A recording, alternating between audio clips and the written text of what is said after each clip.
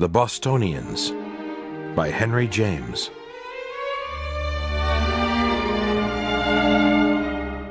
Olive will come down in about 10 minutes. She told me to tell you that. About 10. Neither 5 nor 15, and yet not 10 exactly, but either 9 or 11. Well, I am very glad to see you, at any rate. These words were spoken with much volubility by a smiling woman who entered a narrow drawing-room in which a visitor was absorbed in a book. The gentleman threw it down at the approach of Mrs. Luna, laughed, and shook hands with her. Mrs. Luna glanced at him from head to foot and gave a little smiling sigh. Basil Ransom was tall and lean, and dressed throughout in black. He came from Mississippi, and he spoke very perceptibly with the accent of that country. Mrs. Luna assured him that her sister quite expected him, and would feel as sorry as she could ever feel for anything if he didn't stay to dinner. Olive was going somewhere after dinner, but he mustn't mind that. Perhaps he would like to go with her. It wasn't a party. Olive didn't go to parties.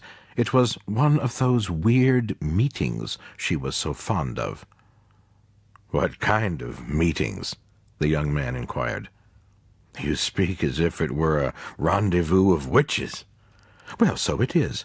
They are all witches and wizards, mediums and spirit rappers and roaring radicals." Basil Ransom stared. "Do you mean to say your sister's a roaring radical?" "A radical? She's a female Jacobin. She's a nihilist.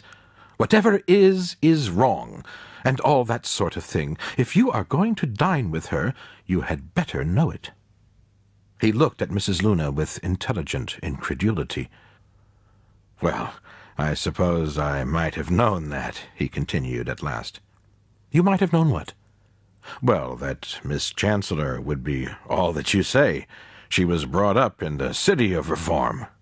"Oh, it isn't the city. It's just Olive Chancellor. She would reform the solar system if she could get hold of it. She'll reform you if you don't look out. That's the way I found her when I returned from Europe." "Have you been in Europe?" Ransom asked. Mrs. Luna explained that she had been living in Europe for several years, ever since her husband died, but had come home a month before and was paying a visit to her sister. Mrs. Luna added that now she was back, she didn't know what she should do. Olive didn't want her in Boston, and didn't go through the form of saying so. That was one comfort with Olive. She never went through any forms. Basil Ransom had got up just as Mrs. Luna made this last declaration, for a young lady had glided into the room, who stopped short as it fell upon her ears. "If that were true," she said, "I shouldn't tell you that I am very sorry to have kept you waiting." Her voice was low and agreeable, a cultivated voice, and she extended a slender white hand to her sister. Mrs. Luna explained to her sister that her freedom of speech was caused by his being a relation, though indeed he didn't seem to know much about them. She must be off to her dinner now. She saw the carriage was there, and in her absence Olive might give him any version of her she chose. "I have told him you are a radical, and you may tell him, if you like, that I am a painted Jezebel. Try to reform him. A person from Mississippi is sure to be all wrong. Goodbye, Mr. Ransom. I hope you are going to stay a little, so that you may judge us for yourself. You only stay tomorrow? Well, mind you come and see me in New York. Don't come out. My sister has the first claim. Olive, why don't you take him to your female convention?" Mrs. Luna's familiarity extended even to her sister. "I am glad I haven't opinions that prevent my dressing in the evening," she declared from the doorway. "The amount of thought they give to their clothing, the people who are afraid of looking frivolous." Miss Chancellor was habited in a plain, dark dress, without any ornaments. Even after her sister had passed out of the room, she sat there with her eyes turned away, as if there had been a spell upon her. Miss Olive Chancellor was subject to fits of tragic shyness, and one of these fits had suddenly seized her now. Basil Ransom was a young man of first-rate intelligence.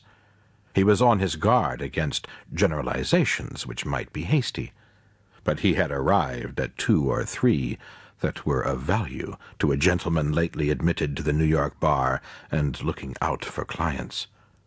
One of them was that the simplest division it was possible to make of the human race is into the people who take things hard and the people who take them easy.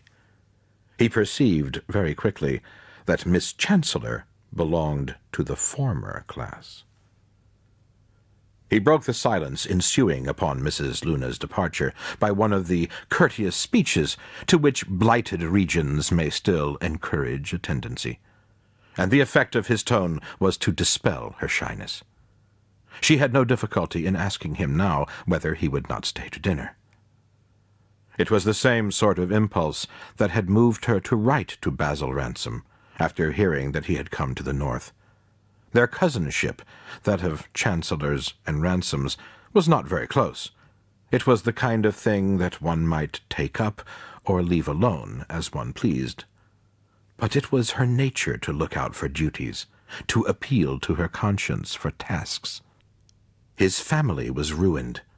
They had lost their slaves, their property, their friends and relations, their home. He had tasted the cruelty of defeat.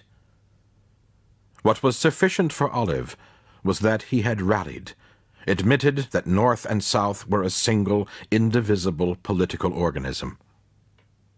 Olive had a fear of everything, but her greatest fear was of being afraid. She wished immensely to be generous, and how could one be generous unless one ran a risk? He had now come, and even this did not make Miss Chancellor feel that she had courted danger. She saw that he was too simple, too Mississippian, and she was almost disappointed. Of all things in the world, contention was most sweet to her, and it was very possible Basil Ransom would not care to contend. Nothing could be more displeasing than this indifference when people didn't agree with you. If she had supposed he would agree, she would not have written to him.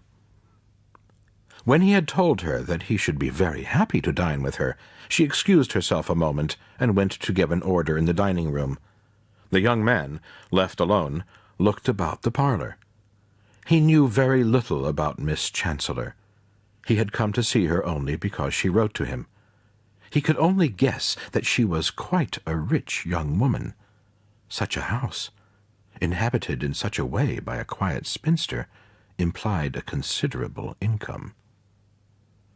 But afterwards, when his cousin had come back, and they had gone down to dinner together, it was very easy for him to remark to himself that nothing would induce him to make love to such a type as this. Basil Ransom perceived that Miss Chancellor was a spinster. She was so essentially a celibate that Ransom found himself thinking of her as old, though when he came to look at her, it was apparent that her years were fewer than his own.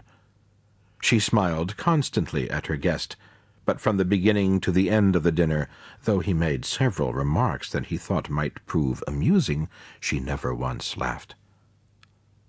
As they drew to the close of the meal, she said that she should have to leave him after dinner, unless perhaps he should be inclined to accompany her. She was going to a small gathering at the house of a friend. "Oh, thank you," said Basil Ransom. "Is it a party? I haven't been to a party since Mississippi seceded." "No, Miss Birdseye doesn't give parties. She's an ascetic." "Oh, well, we have had our dinner," Ransom rejoined, laughing. His hostess sat silent a moment. "I think it might interest you," she remarked presently. "You will hear some discussion, if you are fond of that. Perhaps you wouldn't agree," she added, resting her strange eyes on him. "Is it something very Bostonian? I should like to see that," said Basil Ransom. "There are movements in other cities. Mrs. Farrinder goes everywhere. She may speak tonight." "Mrs. Farrinder? The celebrated—" "Yes, the celebrated. the great apostle of the emancipation of women. She is a great friend of Miss Birdseye." "And who is Miss Birdseye?" "She is one of our celebrities. She is the woman in the world, I suppose, who has labored most for every wise reform. But if you are not in sympathy, perhaps you had better not come," she went on. "In sympathy with what, dear madam?" Basil Ransom asked. "If, as you say, there is to be a discussion, there will be different sides, and of course one can't sympathize with both." "Yes, but every one will, in his way, or in her way, plead the cause of the new truths. If you don't care for them, you won't go with us." "I tell you, I haven't the least idea what they are. But do take me. It's such a chance to see Boston." "It isn't Boston. It's humanity." Miss Chancellor, as she made this remark, rose from her chair, and her movement seemed to say that she consented. But before she quitted her kinsman to get ready, she observed to him that she was sure he knew what she meant. He was only pretending he didn't. "Well, perhaps, after all, I have a general idea," he confessed. She lingered an instant with her anxious face.